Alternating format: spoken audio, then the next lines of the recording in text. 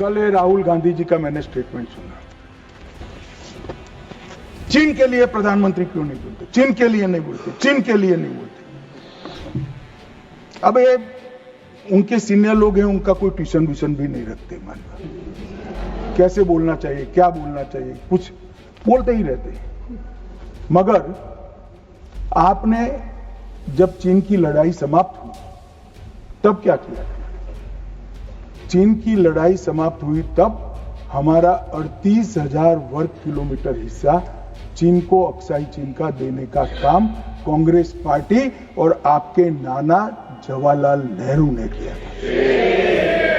मान्यवर 1955 में देश में बहुत कम लोग जानते, और ये पूछ रहे हैं कि कल मुझे कहने लगे झूठ बोल रहे हैं। मैं आज चीज भी लेकर आया।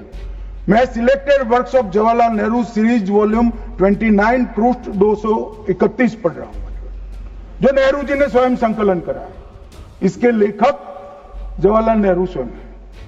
अनौपचारिक रूप से संयुक्त राज्य अमेरिका की ओर से सुझाव दिया गया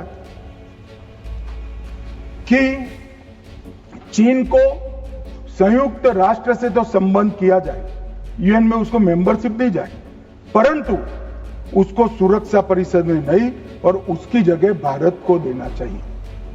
साहब, कोई भी देश का प्रधानमंत्री होता, धन्यवाद करता और भारत सुरक्षा परिषद में मेंबर बन जाता। आज मोदी जी जो प्रयास करते थे, करने की जरूरत भी नहीं पड़ती, हमारे पास भी वीटो होता।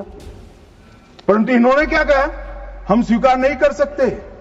चीन जैसे महान देश को सुरक्षा परिषद में नहीं रखते हैं तो सुरक्षा परिषद के मायने ही नहीं रहते। ये मान्यवर कांग्रेस का चरित्र। कल हमें सवाल पूछे थे, और चलो नाना तो बहुत दूर की बात है। इन्होंने मान्यवर एक प्रकार से चीन के बारे में राजीव गांधी फाउंडेशन, जिसकी चेयरपर्सन उनकी माताजी थी, उससे एमओयू किया, चीन से पैसा लिया। हमने एफसीआरए का लाइसेंस यही बिना पर कानूनी तरीके से राजीव गांधी फाउंडेशन का एफसीआरए का लाइसेंस कैंसिल कर दिया। क्या राहुल गांधी देश की जनता को एक प्रेस कॉन्फ्रेंस कर बता सकते हैं कि चीन के साथ क्या एमओयू हुआ था? मान्यवर, हम जब हमारे सेनानी चीन की सेना के आंखों में आंख डालकर डोकलाम में सीना चौड़ा कर खड़े थे, तब ये चीन के राजदूत के साथ गुपचुप मीटिंग स्वयं राहुल गांधी करते। ये तो पीढ़ियों से चीन प्रेम चला रहा है। हिंदी चीनी भाई भाई से शुरू हुआ, सोनिया गांधी के राजीव गांधी फाउंडेशन से गुजरता हुआ चीन के राजदूत की मीटिंग तक आया। हम सब ने देखा, देश की जनता ने देखा, कई आतंकवादी मारे गए, 10-10 हजार के जनाजे निकले। मान्यवर, हमने कठोर निर्णय लिया, आतंक में लिप्त किसी भी व्यक्ति का जनाजा नहीं निकलेगा, जहां मरेंगे वही दफना दिया।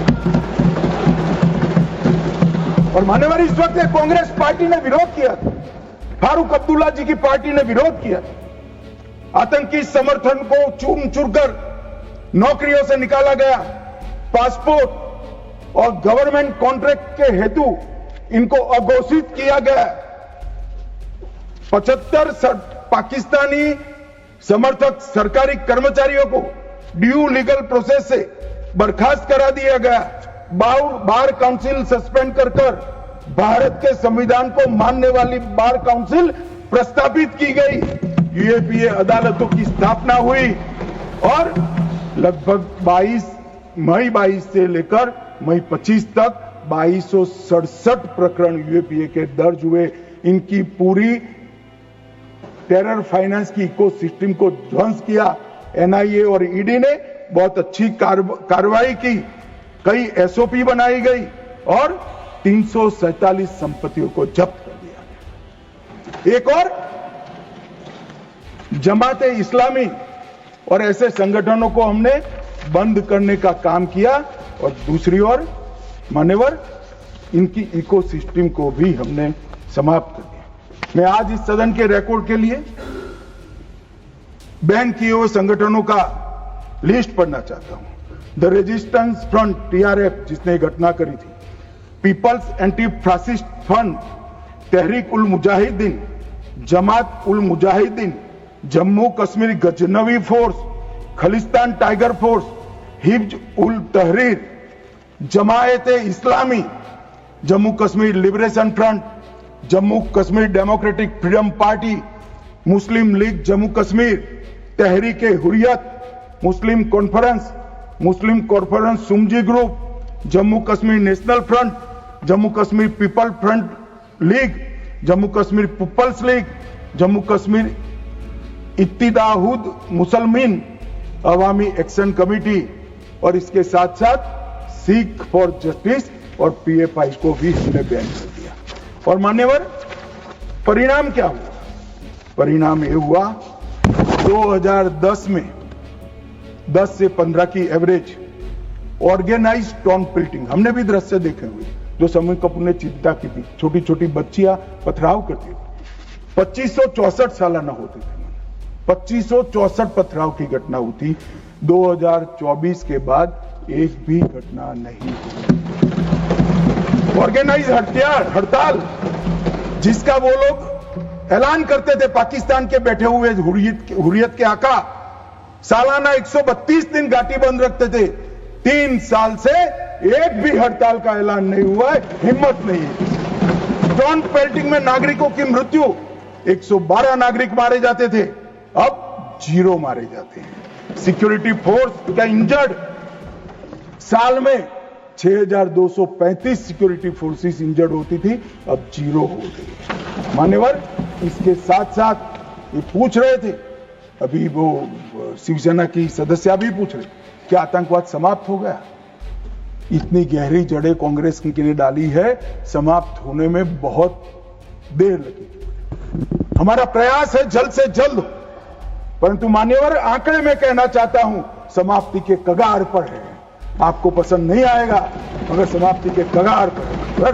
पहले 2004 से 14 तक कुल घटनाएं 7217 हुई, 7217, 7217, और जून 15 से मई 25 तक 2150, 70% की कमी हो गई। मानव आतंकवादी घटनाओं में 70% कमी, नागरिकों की मृत्यु 1770 हुई थी, अब नागरिकों की मृत्यु 357 हुई है। मान्यवर, 80% की कमी, और सिक्योरिटी फोर्सेस 1060 मारे गए थे, अब 542 मारे गए हैं। मान्यवर, 49% की कमी। अगर आप हमारे YouTube चैनल पर नए हैं तो इसे लाइक, सब्सक्राइब और शेयर करना मत भूलिएगा।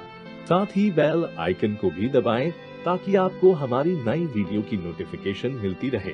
अगर आप ये वीडियो Facebook पर देख रहे हैं तो लाइक जरूर करें और ज्यादा से ज्यादा संख्या में शेयर करें।